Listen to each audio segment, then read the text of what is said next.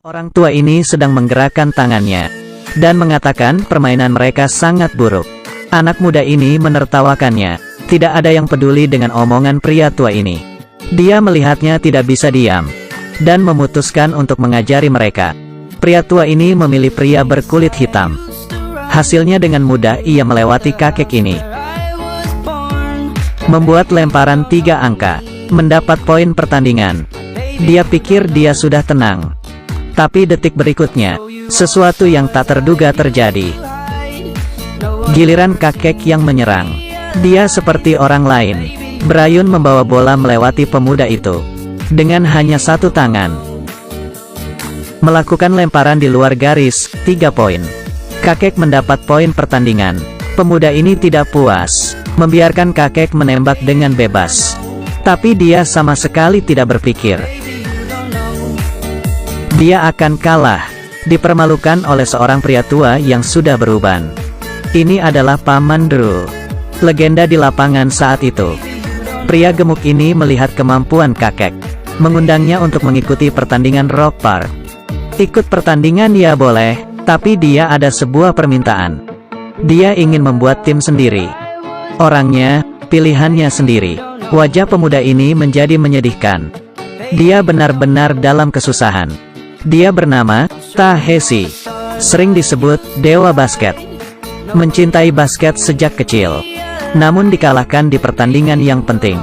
Kehilangan keberanian untuk kembali bermain. Akhirnya ia menjadi pelatih. Tim itu dicarinya, tapi pacarnya mengusir dirinya. Dia menjadi tidak berdaya. Menginginkan hadiah $100,000 AS dari pertandingan Rock Park. Mengatur ulang timnya. Dia menemukan banyak orang, tapi tidak ada yang mau.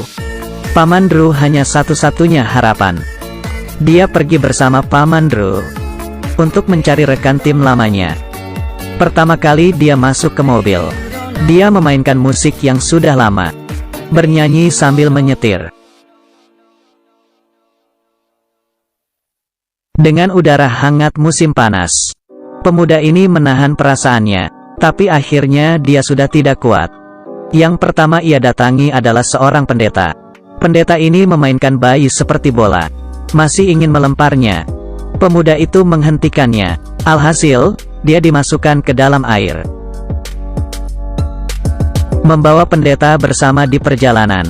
Istrinya mengejarnya dengan mobil. Sangat tidak mudah kabur dari wanita galak ini. Berikutnya adalah seorang penembak jitu, Aguang. Mentalitas pemuda ini mulai turun. Penembak jitu macam apa ini?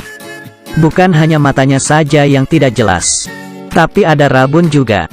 Melihat orang sangat merepotkan. Yang ketiga adalah si sepatu. Pemuda ini mulai putus asa. Kakek itu duduk di kursi roda rumah sakit jiwa. Seorang penjaga poin tapi tidak bisa berdiri sendiri. Bagaimana caranya dia akan bermain? Yang terakhir adalah seorang penyerang di lini tengah. Membuka kursus seni bela diri. Dia bertubuh besar. Memberi tamparan untuk Paman Drew. Sepertinya dia punya dendam dengan Paman Drew. Akhirnya ada orang yang bisa bermain. Pemuda ini tidak mau melewatkannya. Ia berkedip.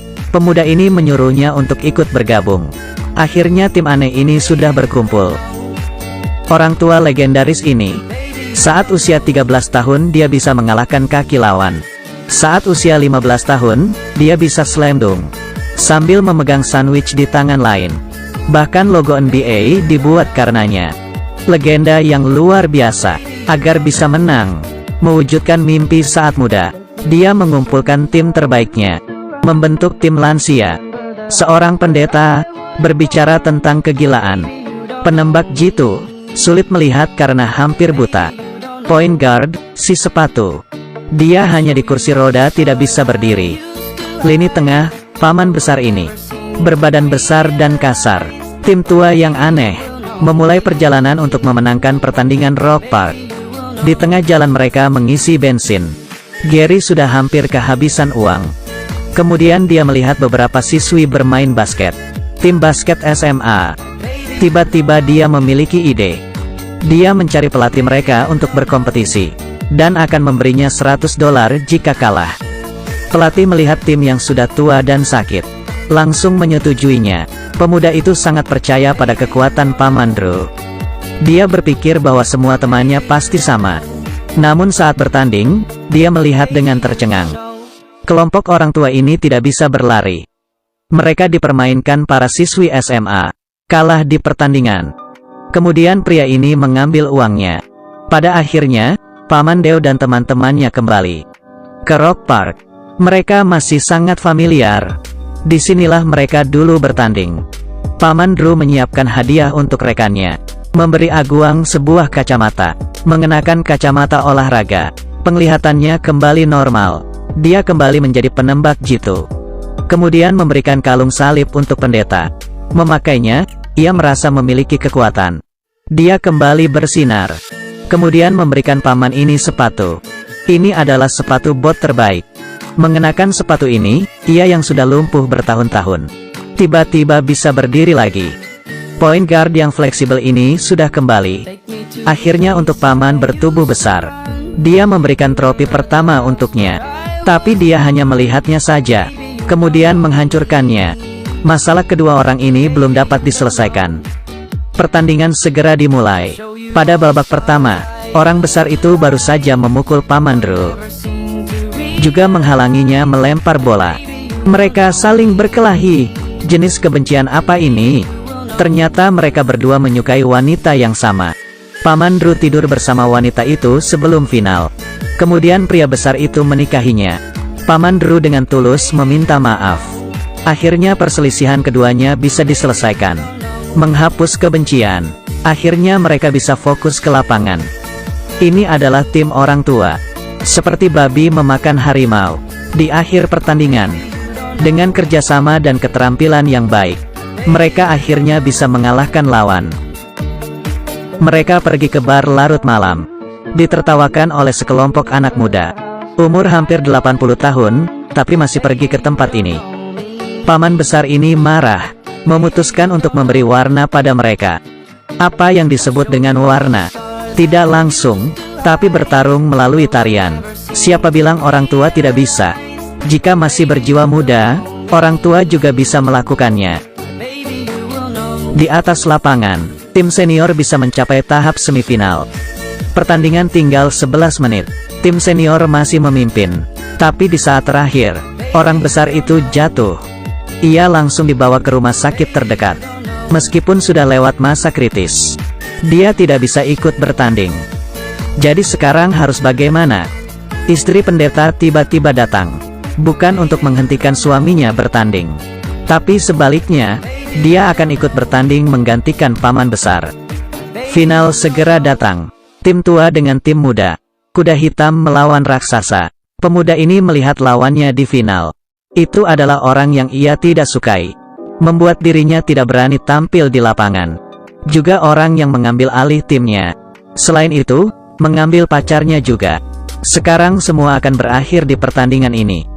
Di awal pertandingan, tim tua sangat tertekan. Mereka kewalahan di lini tengah. Memulai babak ketiga, semua orang tua itu tidak menyerah. Akhirnya perlahan bisa mengejar.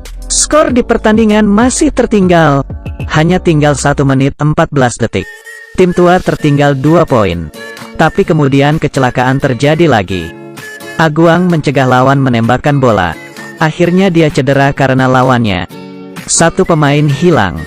Tim tua di sisi ini membuat pemuda ini terinspirasi oleh Paman Drew dengan berani berdiri di lapangan. Di sisi lain, saingannya sedang mengoloknya. Kedua rival kembali bertemu lagi di lapangan.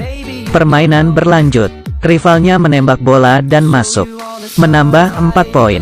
Hanya tinggal 39 detik. Pendeta juga melempar bola kering. Sekarang hanya selisih 2 poin. Hanya tinggal 19 detik. Lawannya mulai meremehkannya. Tetapi, pria itu mengambil bolanya. Dia berdiri di luar garis 3 poin. Tapi dia sangat ketakutan. Dia hanya bisa berhenti. Dia tidak bisa melakukannya. Tidak berhasil mengalahkan trauma ketakutannya. Paman Drew mengatakan sebuah kata. Kamu bisa. Semua orang di tim percaya padanya. Kepercayaan inilah yang memberinya keberanian. Sebelum lanjut, Paman Drew berkata pada pendeta, jangan lupa kita belum selesai. Kita melakukannya satu kali lagi. 8 detik, dengan perbedaan 2 poin. Paman Drew menerobos pertahanan. Kemudian memberikan bola pada pemuda itu. Waktu seperti kembali 10 tahun yang lalu. Tapi kali ini dia tidak mengulangi kesalahannya. Tembakan 3 poin. Melepaskan bola. Semua tertegun. Di mata semua orang, bola masuk ke ring.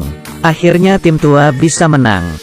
Orang tua ini menggunakan kemampuan dan semangatnya untuk mewujudkan mimpi mereka.